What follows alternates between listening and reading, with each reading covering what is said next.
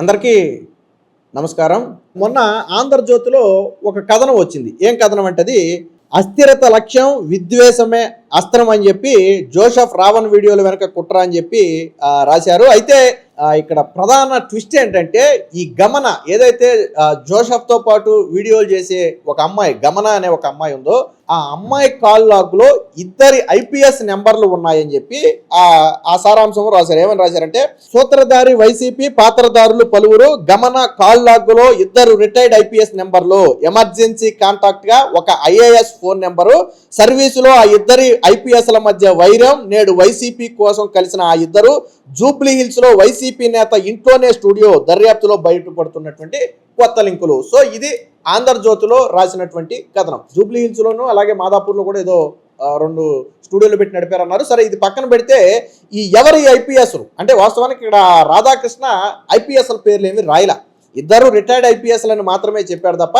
IPS పేర్లు అనేది రాయలా. సరే, సాధారణంగా రాజకీయాలను కొద్ది దగ్గరగా ఫాలో అయ్యే అందరికీ కూడా ఆ ఇద్దరు ఐపీఎస్లు ఎవరై ఉంటారు అనే ఈజీగా అర్థమైపోవడం. అందులో ఒక ఐపీఎస్ స్వతహాగానే క్రిస్టియన్ కాబట్టి అతను ఈజీగా ఐడెంటిఫై చేస్తారు.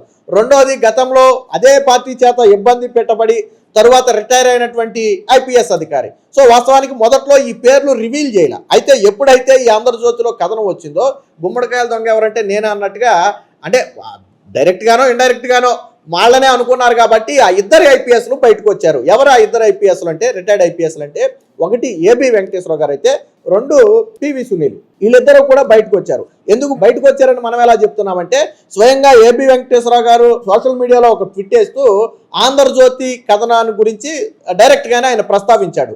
అలాగే పివి సునీల్ కూడా ఏంటంటే ఆంధ్రజ్యోతిలో వచ్చినటువంటి ఈ పేపర్ క్లిప్ ని పోస్ట్ చేసి సో ఆయన ఏదో కొద్దిగా మ్యాటర్ రాశాడు. సరే, వాళ్ళు ఏమి రాశారు ఎందుకు రాశారు అనేది కాసేపు పక్కన పెడితే వాళ్ళ ఉద్దేశం ఏంటి, వాళ్ళ గురించే రాశారు అనేది వాళ్ళ ఉద్దేశం. సో ఇప్పుడు జనానికి అర్థమైంది, కొంతమందికి ఎవరికైనా సరే ఈ ఐపీఎస్లు ఎవరో అనే ఆ కుతూహలం ఉంటుంటే ఆ ఐపీఎస్లు ఎవరో కాదు మేమేనని చెప్పి స్వయంగా వాళ్ళను వాళ్ళు బయట పెట్టుకున్నారు. సో ఎందుకు కలిశారు అనేది అయితే చెప్పలేదు. అంటే ఒకవేళ నిజంగానే వాళ్ళిద్దరు కాల్ లాగ్స్ కన్నా ఆ గమన దగ్గర ఉండుంటే వాళ్ళు కన్నా రెగ్యులర్గా గమనతో కానీ ఆ రావణ్తో కానీ కాంటాక్ట్లో ఉంటే అన్ని రికార్డ్స్ బయటకు వచ్చిన తర్వాత మాట్లాడాల్సిన మాటలు కాబట్టి ఉన్నారు లేరని మనం చెప్పట్లేదు. ఉంటే ఒకవేళ ఎందుకు కలవాల్సి వచ్చింది అనేది బహుశా వాళ్ళు చెప్పాలి. వాళ్ళిద్దరూ ఎందుకు కలవాల్సి వచ్చింది, యాంటీ గవర్నమెంట్ మీద కావచ్చు, యాంటీ హిందూ కావచ్చు, యాంటీ నేషన్ కావచ్చు, ఈ టైప్ ఆఫ్ వీడియోలు చేస్తూ ముఖ్యంగా పవన్ కళ్యాణ్ ని టార్గెట్ చేస్తున్నటువంటి ఒక వ్యక్తికి సపోర్ట్ చేయాల్సినటువంటి అవసరం ఎందుకు వచ్చింది. ఒకవేళ కాంటాక్ట్ ఉంటే సంగతి మనం మాట్లాడుకునేది.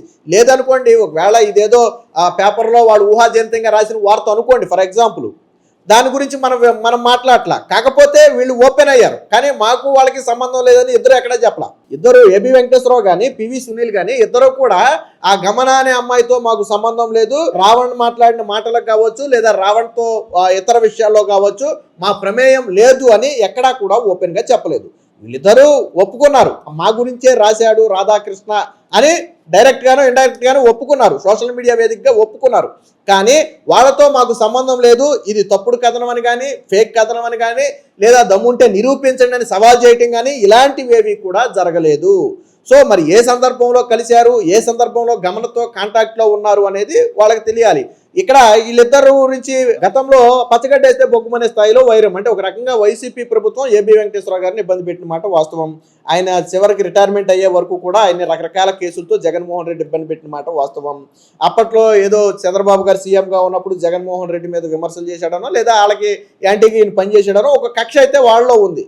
సో ఈయన ఇబ్బంది పడిన మాట వాస్తవం. పాపం ఈయన కోర్టుల చుట్టూ తిరిగాడు, ట్రిబ్యునల్ చుట్టూ తిరిగాడు, అనేక సందర్భాల్లో ఊరట వచ్చినప్పటికీ కూడా ఈయనకి పోస్టింగ్ ఇవ్వకుండా ఇబ్బంది పెట్టి చివర రిటైర్ అయ్యే సమయంలో ఏదో తూతూ మంత్రంగా పోస్ట్ ఇచ్చి ఒక రకంగా ఆయన్ని పాపం ఆయన సర్వీస్ అంతా కూడా నీరుగార్చారు. సో అది చేసింది ఎవరు, వైసీపీ ప్రభుత్వం. అదే సమయంలో సిఐడి చీఫ్ గా ఉన్నటువంటి సునీల్ కుమార్ యాదవ్ టీడీపీ నేతల్ని టార్గెట్ చేస్తూ ముఖ్యంగా రఘురామకృష్ణరాజు లాంటి వారిని టార్గెట్ చేస్తూ వాళ్ళు అరెస్ట్ చేయడం కావచ్చు, లేకపోతే అన్ని థర్డ్ డిగ్రీ ప్రయోగించడం కావచ్చు, ఇతర టీడీపీ నేతల్ని గోడలు దూకెళ్ళి అరెస్ట్ చేయడం కావచ్చు, సోషల్ మీడియాలో ప్రశ్నించే వాళ్ళ గొంతు నొక్కడం కావచ్చు, ఇలాగ అనేక రకాలుగా పివి సునీల్ కూడా చేశాడు. సో వాస్తవానికి వీళ్ళిద్దరికీ అప్పుడు పడదు కూడా. ఎందుకంటే ఒకళ్ళేమో వేధించబడిన వ్యక్తి, మరొకళ్ళేమో అదే గవర్నమెంట్లో పనిచేసినటువంటి వ్యక్తి. ఇప్పుడు సాధారణంగా ఒక గవర్నమెంట్ నన్ను వేధించింది అనుకోండి, ఆ గవర్నమెంట్తో కానీ ఆ గవర్నమెంట్లో ఉన్న వాళ్ళతో కానీ నేను సన్నిహితం కొనసాగించగలనంటే కొనసాగించలేను. కానీ రిటైర్ అయిన తరువాత సునీల్ కూడా ఆల్మోస్ట్ అలాగే రిటైర్ అయ్యాడు. సో రిటైర్ అయిన తరువాత వీళ్ళిద్దరు ఇక్కడ కలవటం సరే, వేరే సందర్భాల్లో వేరే చోట్ల ఎక్కడైనా ఎదురు బదురు బడి పలకరించుకుంటే అది వేరే విషయం. కానీ ఏదైతే వీడియోస్ రావణ్ అనే వ్యక్తి వీడియోస్ చేస్తున్నాడో దాన్ని తెర వెనక ఉండి గమన అనే ఒక అమ్మాయి నడిపిస్తుందో ఆ అమ్మాయి కాల్ లాగ్లో వీళ్ళిద్దరి నెంబర్లు ఉండటం అనేది ఇప్పుడు చర్చనీయాంశంగా మారింది. రీజన్ ఏంటి అనేది పోలీసులు తేల్చాలి. అంటే సాధారణంగా ఏదైనా ఒక ఇంటర్వ్యూ కోసం రావణ్ చేత ఇంటర్వ్యూ చేయటం కోసం పిలిపించారా, లేదా టార్గెటెడ్గా రావణ్ చేస్తున్నటువంటి వీడియోలు వెనక వీళ్ళు ఉన్నారా అనేది ఇప్పుడే తేలేదు కాదు. ఫర్ ఎగ్జాంపుల్ రావణ్ కొంతమందిని ఇంటర్వ్యూ చేశాడు, ఆ కోణంలో ఏదన్నా పిలిస్తే ఆ టైపులో ఏమన్నా కాంటాక్ట్ నెంబర్ ఉంటే ఉండొచ్చు. మనం దాన్ని కూడా తప్పు పట్టట్లేదు. అది అంటే ఎన్నిసార్లు మాట్లాడారు అనే కాల్ డేటా ఏదైనా ఉంటే, ఫర్ ఎగ్జాంపుల్ 50 సార్లు 20 సార్లు 30 సార్లు మాట్లాడారు అని ఏదైనా కాల్ డేటా కాల్ ఉంటే మనం అప్పుడు ఖచ్చితంగా ప్రశ్నించవచ్చు. ఎందుకంటే ఒక ఇంటర్వ్యూ కోసం ఒకసారి 2 సార్లు ఫోన్ చేయొచ్చు. ఆ టైపు ఫోన్ నెంబర్లు వాళ్ళ దగ్గర ఉంటే ఉండొచ్చు. పివి సునీల్ కూడా ఒకవేళ అలాగే అనుకుని ఉండొచ్చు. కానీ ఇక్కడ విచిత్రం ఏంటంటే వీళ్ళు ఖండించి ఉంటే లేదు నా నెంబర్ గమన దగ్గర ఎందుకు ఉందంటే మమ్మల్ని పలానా ఇంటర్వ్యూకి రమ్మని పిలిచారు, లేదా పలానా టైంలో పలానా ఇష్యూ మీద మాతో ఫోన్ చేసి మాట్లాడారు, సో ఆ సందర్భంలో ఉంది తప్ప మిగతా దేనికి మాకు సంబంధం లేదని వాళ్ళు డైరెక్ట్గా ఎక్కడా చెప్పలేదు. సో ఇందులో వాళ్ళు చెప్పింది ఏంటో ఒకసారి చూడండి. ఇది ఏబి వెంకటేశ్వర గారు చేసే చూడండి. నన్ను అభిమానించే వాళ్ళ అనుమానాలు తీర్చేందుకు భక్తుల ఆహా దొరికేసార్ రోయ్ అనుకుని పడుతున్న సంతృప్తి స్థాయి మేరకు ఆంధ్రజ్యోతి కథ కుతూహలం మేరకు నా ఫోన్లో ఉన్న సంబంధిత స్క్రీన్ షాట్స్ అన్ని బహిరంగ ప్రదర్శనకు ఏర్పాటు చేస్తున్నాను. పోలీసులు శ్రమ పడకుండా లీకులు ఇచ్చే బాధ లేకుండా అసలేం జరిగింది, ఏం జరుగుతుంది, ఏం జరగబోతుంది నాకు తెలియాలి, తెలిసి తీరాలి అని మాడిపోయిన మసాలా దోశ తింటూ ఆపేసిన కుతూహల రావులందరకు కూడా ఉపశమనం కలగకపోతుంది. కావాలనే కొంచెం టైం ఇస్తున్నాను. ఈలోగా ఎన్ని కుట్రలు కథలు అల్లుకోగలరో, ఎన్ని స్పాన్సర్డ్ వీడియోలు చేయించి వదలగలరో చేయించుకోండి అని చెప్పి ఏబి వెంకటేశ్వరరావు పెట్టినటువంటి వార్త. సో ఇక్కడ ఆంధ్రజ్యోతి కథనం అని చెప్పి ఆయన డైరెక్ట్గా ప్రస్తావించాడు. బట్ నేను దా చెప్పినట్టుగా అది తప్పు అని కానీ ఇంకోటి అని కానీ ఆయన ఖండించాల. కాకపోతే నా దగ్గర ఉన్న స్క్రీన్ షాట్లు నేనే ప్రదర్శనకు పెడతాను, మీరు అంత శ్రమ పడొద్దని చెప్పి ఆయన ఒక మాట మాట్లాడాడు. అలాగే పివి సునీల్ కూడా డైరెక్ట్గా ఆంధ్రజ్యోతి, ఇది పివి సునీల్ మనం ఈ వీడియో చేయడానికి కొద్దిసేపటి ముందు పెట్టినటువంటి క్లిప్ ఇది. పివి సునీల్ ఏం పెట్టాడంటే, మా అజెండా చాలా స్పష్టం, దళిత వాడును పంచాయతీ చేసి రాజకీయ అధికారం దళిత ఉప ప్రణాళిక నిధుల ప్రకారం ప్రతి దళిత వాడకు 2 కోట్లు ఇవ్వడం ద్వారా ఆర్థిక అధికారం ఎవరు ఇస్తే వారికే మా మద్దతు. తెలుగుదేశం పార్టీకి కానీ కూటమి ప్రభుత్వానికి కానీ దళితుల పట్ల చిత్తశుద్ధి ఉంటే మా డిమాండ్ను అంగీకరించమనండి. వెంటనే దళితవాడ పంచాయతీని చేయమనండి. మేము రాబోయే ఎన్నికల్లో మీకే మద్దతు ఇస్తాం. లేకపోతే మీది దళిత వ్యతిరేక వాదం అని ఒప్పుకోండి. దళితవాదాన్ని అర్థం చేసుకునే ప్రయత్నం చేయండి. లేదా ఏఐఎం మీటింగ్కు మీకు స్వాగతం, రాధాకృష్ణ గారు వచ్చి వినండి. మీరు ఎన్ని డైవర్షన్ టాపిక్లు ప్రయోగించినా మా ఎజెండా వదిలిపెట్టము, జై భీమ్ అని చెప్పి వైసీపీ, వీసీకే అలాగే బీసీవై పార్టీలు మా అజెండాను ఆమోదించాయి. మిగతా విషయాలు ఏబీవీ గారు మాట్లాడారు, వారితో ఏకీభవిస్తున్నాను. అంటే ఏబి వెంకటేశ్వరరావు గారు మాట్లాడారు కాబట్టి నేను వారితో ఏకీభవిస్తున్నానని చెప్పి వచ్చారు. అంటే వీళ్ళిద్దరూ కూడా ఆ కథనంలో వచ్చినటువంటి రిటైర్డ్ ఐపీఎస్లు మేమే అని డైరెక్ట్గానే ఒప్పుకున్నారు. ఇండైరెక్ట్గా కాదు, ఒక రకంగా డైరెక్ట్గానే ఒప్పుకున్నారు.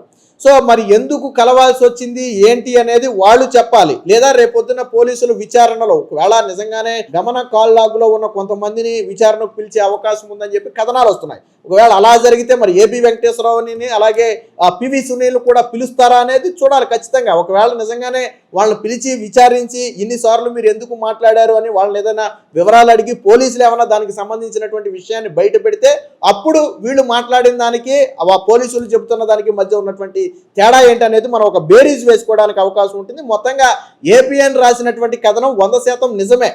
వాళ్ళిద్దరూ గమన అనే అమ్మాయితో కాంటాక్ట్లో ఉన్నమాట వాస్తవం. వీళ్ళిద్దరి నెంబరు గమన దగ్గర ఉన్నమాట వాస్తవం.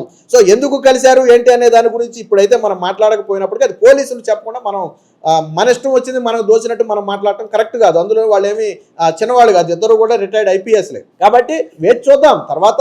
ఎందుకు ఈ కేసు ఇంకొక వారం 10 రోజుల్లో బహుశా వీళ్ళకి సంబంధించినటువంటి విషయాలు ఏమైనా బయటకు వస్తాయేమో, ఎందుకు మాట్లాడాల్సి వచ్చిందో తేలద్దేమో, లేదా గమనాన్ని ఆల్రెడీ ఇంట్రాగేషన్ చేస్తున్నారు, ప్రశ్నిస్తున్నారు. సో గమనం ఏమన్నా చెప్తుందేమో, వీళ్ళ పాత్ర ఉంది, వీళ్ళు మాతో టచ్లో ఉన్నారు, లేకపోతే వీళ్ళు ఏమన్నా ఇలా చేయమన్నారు అలా చేయమన్నారని అలా ఏమైనా చెప్తుందేమో, చూద్దాం, వేచి చూద్దాం.